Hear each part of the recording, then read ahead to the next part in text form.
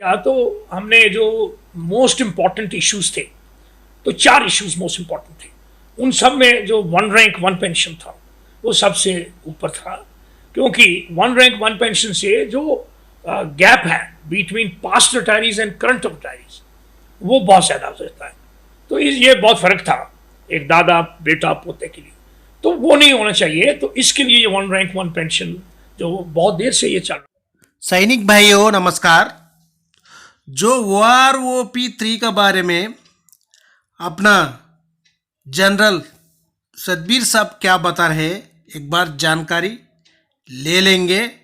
जो OROP का जो अलग अलग GSUs अलग, ऑफिसर्स अलग, जो जवान अलग बोलकर कहाँ से आया उसका बारे में पूरा जानकारी अपना सतबीर साहब से अभी हम वीडियो देखकर उनका इंटरव्यू भी चला हुआ है उसी में ले लेंगे। 2008 में जब उन्होंने डिसाइड किया तो हमने जो मोस्ट इम्पॉर्टेंट इश्यूज थे, तो 4 इश्यूज मोस्ट इम्पॉर्टेंट थे। उन सब में जो वन रैंक वन पेंशन था वो सबसे ऊपर था, क्योंकि वन रैंक वन पेंशन से जो गैप है between past retirees and current retirees वो बहुत ज़्यादा हो जाता है। तो ये बहुत फ़र्क था एक दादा बेटा पोते के लिए, तो वो नहीं होना चाहिए। तो इसके लिए ये वन रैंक वन पेंशन जो बहुत देर से ये चल रहा था। In fact Singh Deo committee, brigadier Singh Deo, he was minister of state in 81-82, उसने भी पहले ये रिकमेंड किया था, लेकिन कोई खास डेफिनेशन लिस्ट नहीं हुई थी।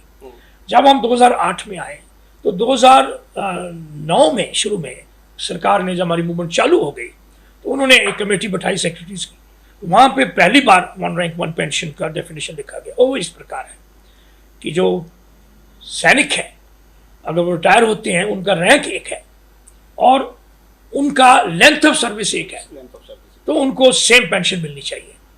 इसका 2 भाग है। दूसरा भाग है कि जब जब फ्यूचर में पेंशन की दर बदली होगी तो ये बदली की हुई दर ऑटोमेटिकली पास्ट पेंशन को पास करती जाएगी। तो ये डेफिनेशन थी। इस डेफिनेशन को सेक्रेटरीज ने माना और लिखित किया। उसके बाद कोश्यारी कमेटी आई 2011 में, उन्होंने भी इसी डेफिनेशन को लिया। Heading by Bhagat Singh Koshyari, parliament committee. Yes, 10 MPs की कमेटी थी। उन्होंने रिकमेंड किया वन रैंक वन पेंशन देना चाहिए। पहले वालों ने बढ़ोतरी दी लेकिन रिकमेंड नहीं किया। 2012 में एक और कमेटी बैठी, उन्होंने भी रिकमेंड नहीं किया लेकिन उन्होंने भी बढ़ोतरी दी और पेंशन JSU जवान की बोला मैक्सिमम ऑफ द रैंक होगी, of that notional maximum of the rank and group. But 2014 में सरकार नहीं देना चाहती थी हमारे को। जब हम प्रेजेंट सरकार उन्होंने हमें वायदा किया, हमने उस वक्त 2013 में सभी पार्टीज को लिखा। सो द फैक्ट इज हमें वन रैंक वन पेंशन नहीं दिया गया। तो 2015 में जब हमको कोई और ऑप्शन नहीं थी, इसी के बीच में हमने जब अपना एक प्रोटेस्ट मूवमेंट शुरू कर दिया 15 जून 2015 से, तो 1 महीने के बाद ही लेट हमारे एक लीगल न्यूमरी जो डिफेंस जो लॉ मिनिस्टर भी रहे हैं श्री राम जेठमलानी जी, वो आप आए जंतर मंत्र में। उन्होंने ये समझा कि ये जरूर मिलना चाहिए। I would say that he knew, he had a foresight that this what we are demanding is correct. He even told us that he has written a DO letter to the Prime Minister saying that this must be given, but it was not given to us. Then he himself took up a case in the Supreme Court. Sir, I'll come first on 5th September 2015. Okay. I think government announced an OROP on that particular day.